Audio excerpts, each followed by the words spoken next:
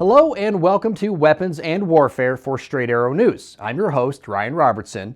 This week, we're headed for the open water, from innovation to application, how military leadership is adapting for future maritime conflicts. Just ahead, how one man's search for a quiet drone led to the first innovation of propeller technology in nearly 2 centuries.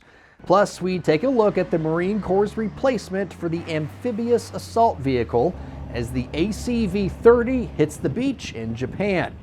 And we catch up with former naval aviator Rob Roy to get his thoughts on what the restrictions for the V-22 Osprey might mean for his former daily driver, the C-2 Greyhound. But first, let's get to some headlines you may have missed. After months of planning, preparations, and training, President Volodymyr Zelensky made it official.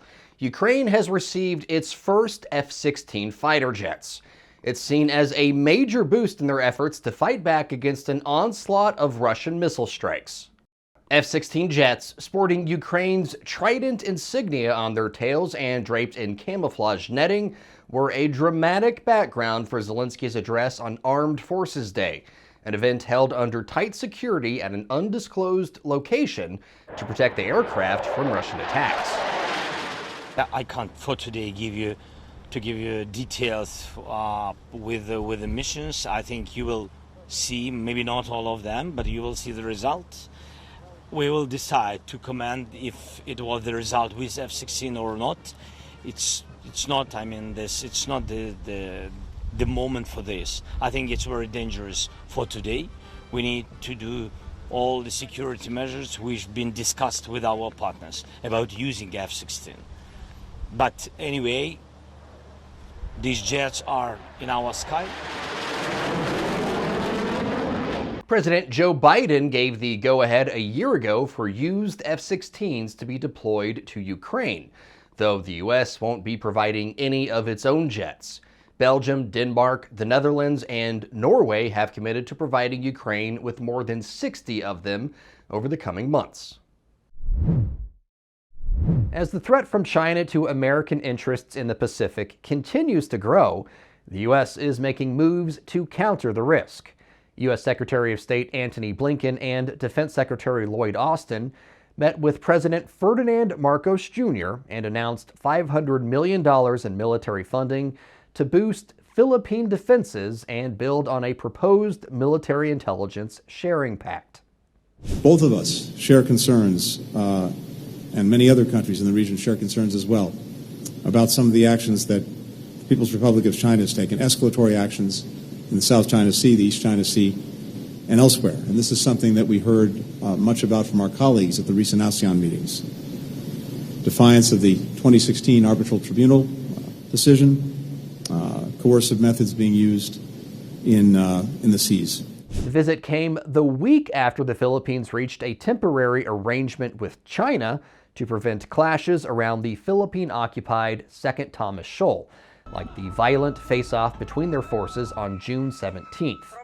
The $500 million would include funding for reinforcing the Philippine Navy's capability, with about $125 million being used for construction and other improvements in parts of Philippine bases to be occupied by U.S. forces under the 2014 Enhanced Defense Cooperation Agreement. And history was made when an Air Force flight crew completed the world's first non-stop KC-46A Pegasus westbound circumnavigation endurance flight. The newest Air Force tanker taking off from McConnell Air Force Base in Kansas, flying around the globe and landing back in Kansas 48 hours later.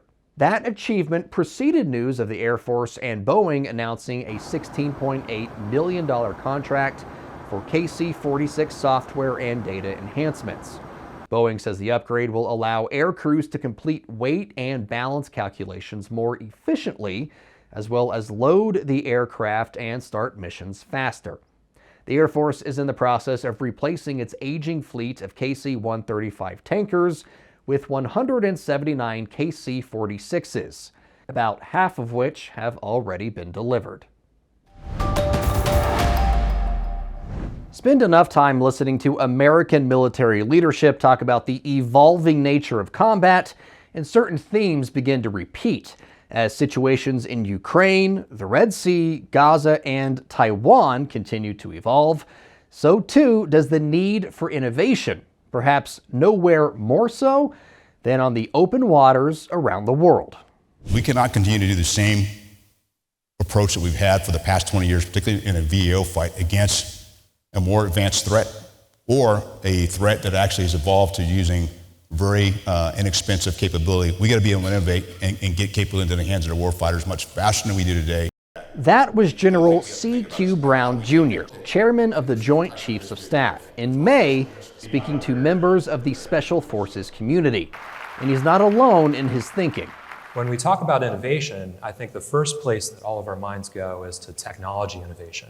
We all think about a new weapon system, more up, more boom, as I like to think about it.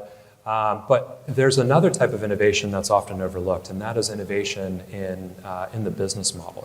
At Sea Air Space 2024, Michael Wiegand, the Chief Growth Officer for Shift 5, a DoD-contracted data security firm, told audience members innovation can come from non-traditional sources. An advantage that new and emerging businesses have in industry is that they are not encumbered by decades of business process development, and this is always how we've done things. Enter Sharrow Marine, makers of the Sharrow propeller. If it looks a little radical, that's because it is. According to the company's namesake, Greg Sharrow, his patented design is the first significant leap in propeller technology since the 1830s. That's back when the nations of Texas and Mexico were fighting for the Alamo. It is the propulsion revolution, and we're transforming the boating experience for people. But Sharrow did not set out to start a revolution. Originally, he wanted to create an ultra-quiet drone for video production.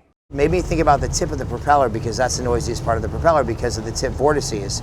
They flutter and they make that buzzing sound. And so I thought, well, if I want to use it for music, I can't just make it smaller, I have to eliminate it altogether. And that led me to ask the question, what would a tipless propeller look like and how would it function? And I went to bed asking that question, I woke up asking that question, and the next day, while I was walking my dog, this idea just popped in my head. That idea was to eliminate the traditional prop blade and instead use a loop. After considerable research and development, Sharrow and his team started producing and testing this radical design change. A change that Sharrow says improves the riding experience, reduces noise, and is considerably more fuel efficient. It's the kind of innovation they're hoping to deliver to the military. For special operations community, the quieter, obviously it's stealthier, right? Yeah. But there's less vibration, so that also is going to be better on the sensors, be better on the operators on board, all that, right? Yeah. It can be less vibration, which is better on the operators. Less vibration means you're going to reduce the detectability of the vessel, which also has a huge benefit for the operators. And just the fatigue of listening to a really loud, say motor, it's not the motor, propeller, for an extended amount of time, can really wear on you over time. Yeah. And so by reducing that, there's just a tremendous lifestyle benefit to all operators. It's a technological leap you can see in testing conducted at the University of Michigan. The Sharrow prop churns through more water and reduces or eliminates tip vortices. It all works together to create a difference you can literally hear on the open water.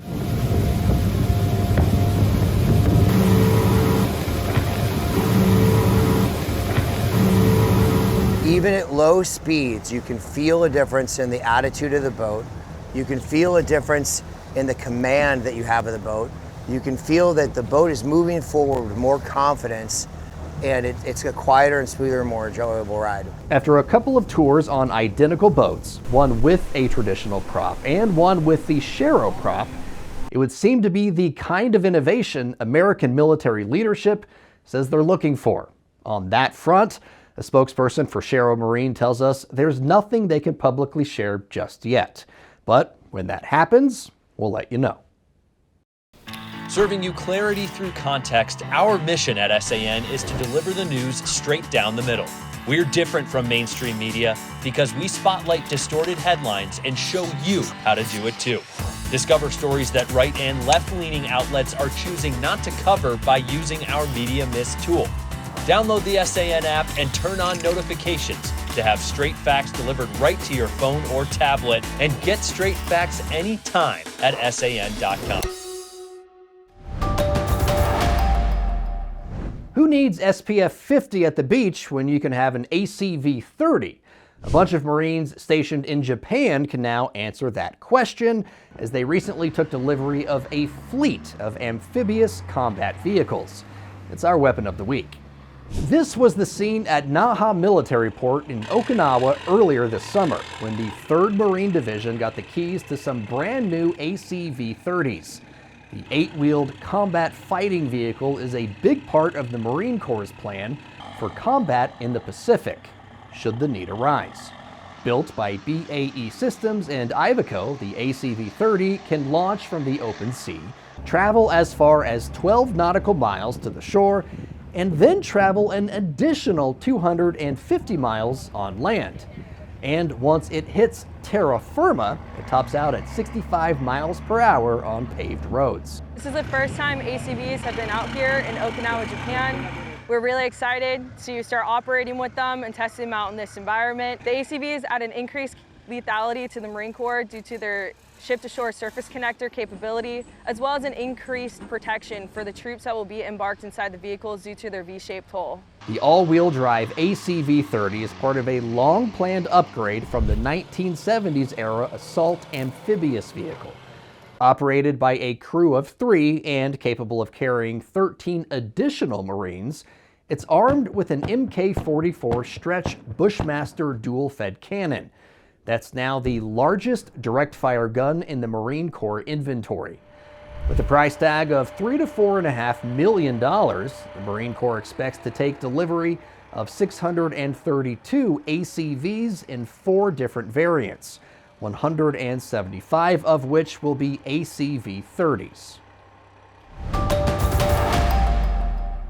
Time now for this week's comms check, and when the top boss at U.S. Naval Air Systems Command testified to Congress that the V-22 Osprey would not be cleared to return to unrestricted flight status until October of 2025 at the earliest, we wondered what that might mean for the scheduled retirement of the C-2 Greyhound, the Navy's current preferred method for quickly delivering supplies and more to deployed battle groups.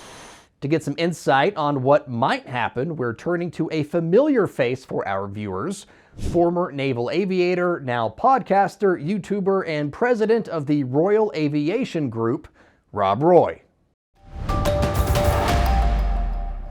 Thank you for joining us again today. Really appreciate your time. I know you're a busy man. You got your podcast, you got your father responsibilities and your normal day job. So appreciate it. Since we last talked, we're talking today about the Osprey. Your role in the Navy was, the delivery pilot, right? We kind of talked before about how you're kind of Amazon or Uber Eats for the Navy. Absolutely, yeah. The Osprey was going to take over that role from the Greyhound, which is retiring. If there is no aircraft to fulfill that role, what happens? So the whole point of the C2, which has been called the COD, and that's carrier onboard delivery, which the Osprey is becoming the new COD aircraft, but that is literally the lifeline to the aircraft carrier. So Amazon, Uber Eats, absolutely, from a, like morale perspective, like we would literally bring on packages, and back in the 80s and 70s, I mean, the C2 would bring on literal mail, and that was the only communication. Now we bring on, you can go on Amazon and people get their packages, but we also bring on very critical engine parts, supplies, anything that CAG on board the ship, the commander of the air group or the skipper of the boat or the carrier says, we need this on, like we're there the next day, if not that day. And so our range in the C2 was about 1,000 miles, plus or minus a little bit for bingo and reserve fuels. So if you do basic math, 1,000 divided by 2 to fly out to an aircraft carrier is 500 miles. So let's just say an easily 450 miles, depending on bingo. And bingo is like when you need to turn around to go back to shore. So we had a 500-mile range to go to the carrier. I know that the whole point of the Osprey was one of the selling points with the Navy was extended range, extended fuel tanks on the sides, a little beefier, and also the ability to refuel in air. And I don't know when that is going to come online. But if that's the case, I mean, that was the intended mission of it. That kind of the opposite of the C2. You can stay up there indefinitely. But yeah, that's what I understand at the moment with the Osprey trying to replace the C2, that it really can't at this time. We've seen aircraft that were scheduled for retirement kind of get extended life. I mean, the A-10 comes to mind. In your estimation, will the Navy extend the life of the Greyhound a little bit longer now that this Osprey situation is unfolding? It already was extended. That's called SLEP, Service Life Extension Program. And that happened, I don't know, mid-2000s. And then it was super slept, as in it happened again. And what that means is they do full-on, stand down of a particular airplane at one aircraft at a time. And then they're going through everything, all the rivets, all the screws, all the wing spars, and they're pulling everything apart. And then I don't know if they reinforce some sort of, parts of the underbelly or the airframe. I'm not entirely sure. I wasn't an engineer or a mech. God bless the maintainers, by the way. But they slept and then super slept the C2 twice. So they've already extended it because Navy planes in particular, there's only so many flight hours and landings and arrested landings that an airframe can take before things start breaking. And I mean, these planes have had, my career, I've had 130 carrier landings from the left and right seat combined. I mean, and that's just one guy flying. Those are over a couple different planes, but these planes have hundreds, thousands of arrested landings, and that's a lot of impact. And we could look into the science with the G's. So will they extend the C2 again? Maybe. I think 2026 is already after what I heard when I was getting out. I think it was always going to be 22, 23, 24, and now here we are in 24, and now it's 26. Would it be a big deal to a few more years? No, because everything is already kind of up and going. It would be better to maybe do another 6 months or 2 or 3 years just to make sure that the Osprey is dialed in. But we still are 2 years away. Things do have a tendency to move a little bit slow with the supply chain. But again, back to what I said before, the C2 and Osprey pilots and the commanding officers and the powers that be are going to figure it out and do their mission with a smile on their face and and get the job done, I guess. Rob, thank you so much. Really appreciate your time. We'll let you get back to the unpacking and the I'm sure you have all kinds of pictures that you need to hang up and everything. Do you have a system for that? Like you and your wife, my wife says, put this here, and I say, oh, okay. Yeah, right. Do you use hammer and nail? Are you still a hammer and nail guy? I mean, it depends on what it is, maybe the sticky thing, but no sooner do I get ready to take the box to the recycling, and then the kids are making a fort out of it. So that's fun too. But no, it's all good. But thanks again, Ryan, for your time. I really appreciate it. You guys are doing great work over there. Absolutely. Thank you, sir. Have a good day. Take care. See ya. Bye. All opinions expressed in this segment are solely the opinions of the contributors. We are just about out of time for this week's episode of Weapons and Warfare, which means I get to do something I haven't done in weeks, deliver a wrap. So once every few years or so often, the United States Congress creates a bipartisan, supposed to be nonpartisan, commission to do an independent audit of the U.S. National Defense Strategy, the NDS. Well, the latest commission just released its report looking at the U.S.'s most recent NDS, which is from 2022. And the findings confirm what I've been hearing from military officers for at least the last few years. The United States military, in its current configuration, is not ready for the type of global conflict it could likely see very soon. While it's true the United States was actively involved in the wars in Iraq and Afghanistan for the last couple of decades, those weren't against nations like China, Russia, Iran, and North Korea. And because of the landlocked nature of the fighting in the Middle East, the U.S. Navy saw a huge drop-off in investment and maintenance. On the flip side, the commission confirmed what we also already know to be true. China, Russia, Iran, and North Korea are working together in ways they never have before. trading weapons, tech, vehicles, oil, maybe even soldiers. All the things a dictator needs to keep a war machine going. But to me, one of the most alarming things the commission said was just how unaware the average American is about the dangers the United States faces or the costs required to adequately prepare for a global conflict. Yes, the United States spends hundreds of billions of dollars on its military. Yes, it's more than what our adversaries spend. Freedom is about more than dollars. And it's long been the practice that we don't fund our warfighters so they can be evenly matched with the enemy. We fund them so they can overwhelm and destroy the enemy quickly. And if we put our soldiers, sailors, airmen, Marines, and Guardians in a fair fight, we've failed them.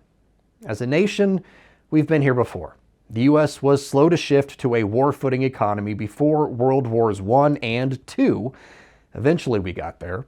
But with the speed at which warfare moves today, the U.S. probably won't have the luxury of time to shift after an attack. We need to be ready before. Europe knows this. All of our allies in the Pacific know this. It's why they're spending on national defense at historic levels. Look, I don't do the fear, scare tactic type of reporting, but I am a realist. China, Russia, North Korea, Iran, those countries are run by bad people who want to do bad things. The good news is it's not like the Pentagon or Joint Chiefs don't know this. They do. It's why programs like Replicator and collaborative combat aircraft have so much support. They know what it's going to take to be ready. You should too. So I want to issue a challenge to you, the audience, to see if we can't flip the commission's findings over the next few months before the election day. So learn everything you can about our national defense strategy, because part of living in a democracy where we elect our leaders is being responsible enough to educate ourselves on the issues first. For senior producer Brett Baker, video editor Brian Spencer, and graphics designer Dakota Patillo, I'm Ryan Robertson with Straight Arrow News, signing off.